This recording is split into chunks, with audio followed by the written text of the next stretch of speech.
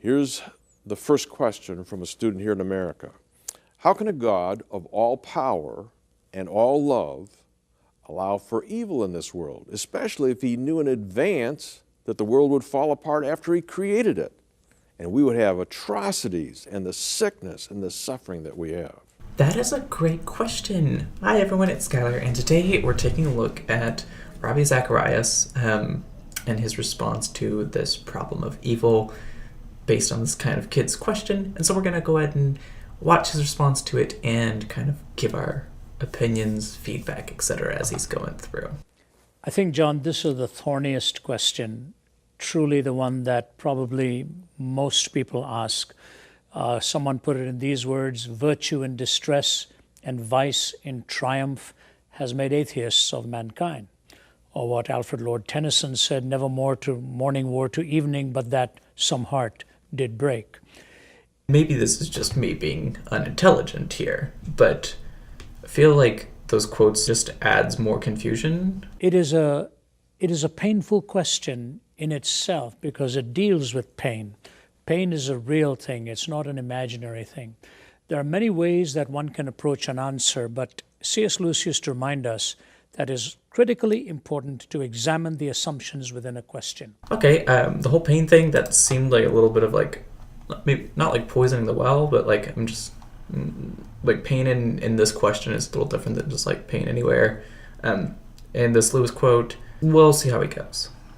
And I remember years ago at the University of Nottingham, when I'd finished a talk, when a person stood up, or a student stood up and shouted from the floor, and he said, there's too much of evil in this world. There can't be a God. There's too much of evil and suffering in this world. You have a question from a student, and you're just talking about a different story where a student just like, there's too much evil, there can't be a God.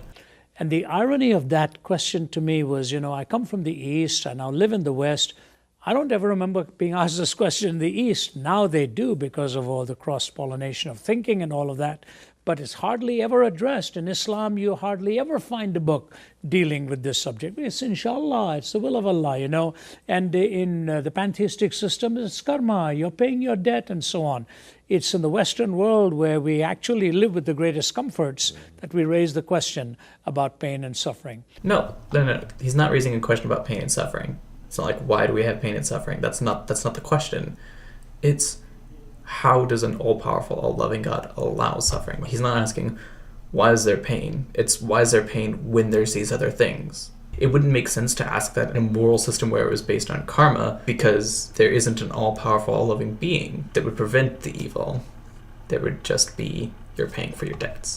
But this Englishman raised it, and I said to him, why don't I make it clear first why you are asking this question and what your assumptions are. I said, when you say there's evil, aren't you assuming there's such a thing as good? He paused and he said, yes.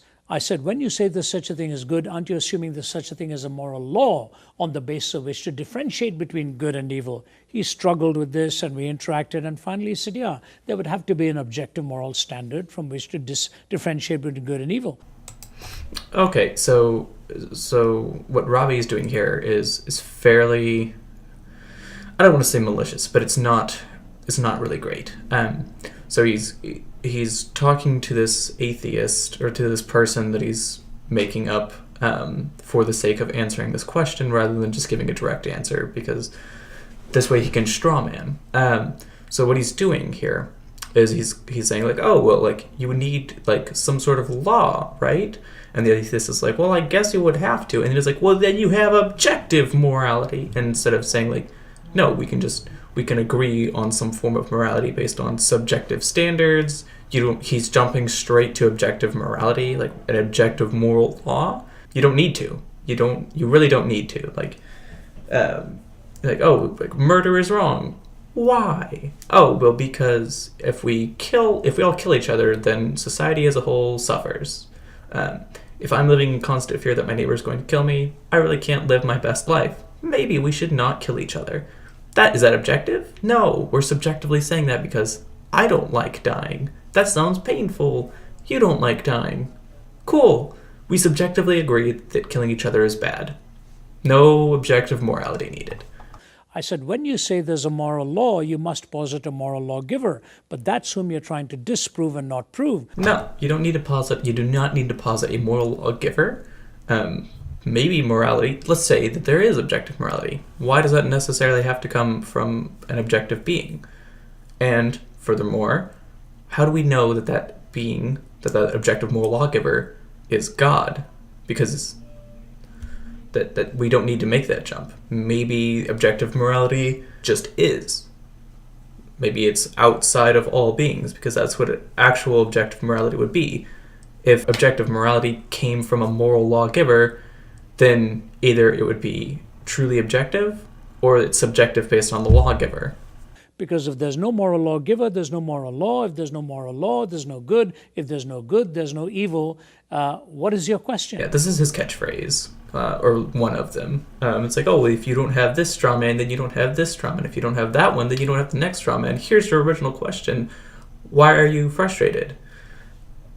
It's throwing out quotes and then strawmanning an argument is not a response. You don't need a moral objective lawgiver for moral objectivity to exist. We don't know if we have objective morality. We don't need objective morality for this example to work.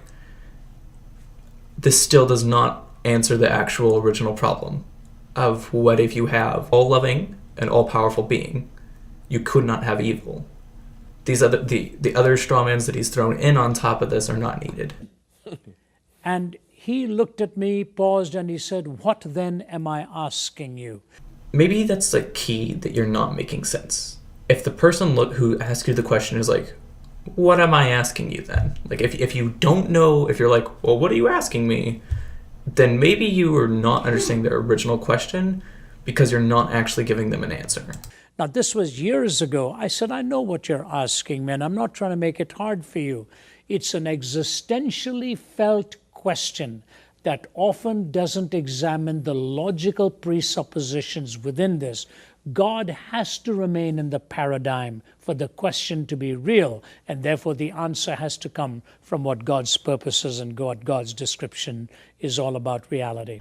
No, you do not need God for this paradigm. In fact, God is actually the problem, since God is the one that would be all-powerful and all-loving. You can have evil without those other two qualities. That it makes total sense that we would subjectively see like negative things that happen to us as evil. But if you have some form of being that is both all-powerful and all-loving, you cannot have evil in existence unless they don't see it as evil, which would be subjective. So if they are the objective moral lawgivers, and they're the ones that are all-powerful and all-loving, then they would have the power and the will to change those bad things. This essentially leads into the euthyphro dilemma, which, when we adjust it for this specific argument, goes like this. Is something good because God says it is, or is it good even if God didn't say it was? Because the objective morality would be, it's good even if God didn't say it was. If it's subjective, it's good because God says it. In a recent book that I co-authored with Vince Vitale, my colleague from Oxford, we called it Wise Suffering. Product placement! My opening chapter was what is called the trilemma. God is all-powerful, God is all-loving, and there is evil. That's the trilemma. The three realities that J.L. Mackie, the Australian philosopher, says are incoherent.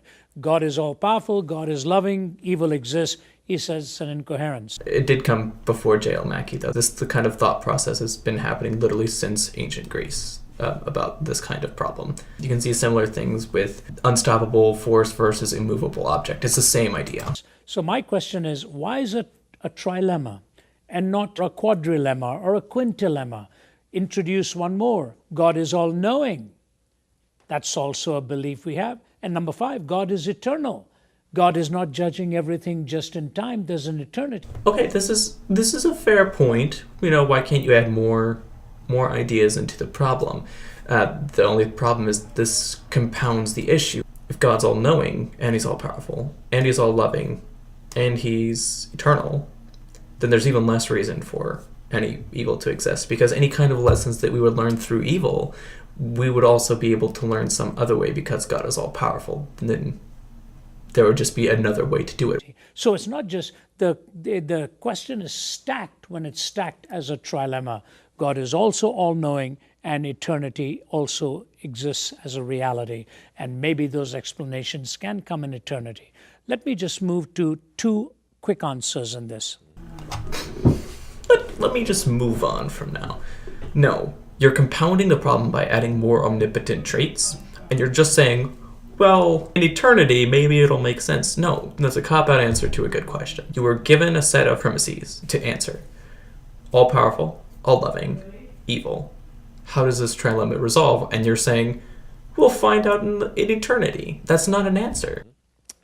There's a young gal in Georgia, where I live. I live in Atlanta. And her first name is Ashlyn.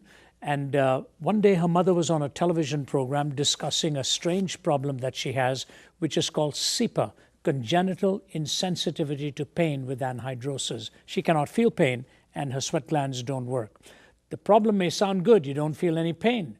But the reality is, if she steps on a nail while she's on the sports field, it could puncture the skin, create an infection, and nobody could be even aware of it. The mother said the problems it has created in her life for what this malady brings into her body. She says, I pray one prayer every night. God, please let my daughter help to feel pain. She could put her hand on a burner and not know that her hand is burning. Now, my question is this. If in our finite existence we can see the role of pain to warn us that something is wrong, is it impossible for God in His infinite wisdom to allow pain in our lives to help us know that something is wrong?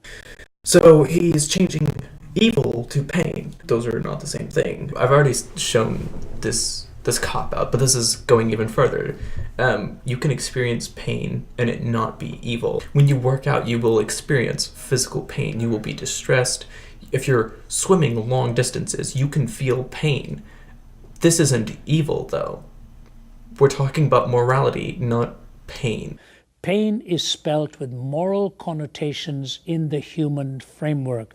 That is because we are moral beings. Therefore, the answer has to come from within a moral, spiritual framework as well. The question assumes moral reasoning, and that can only be assumed if God is in the paradigm, not outside of it. So Ravi Zacharias assumes that you need God to have morality. The argument he is making is that you cannot have morality without God. It's fairly easy to demonstrate that you can have morality without God.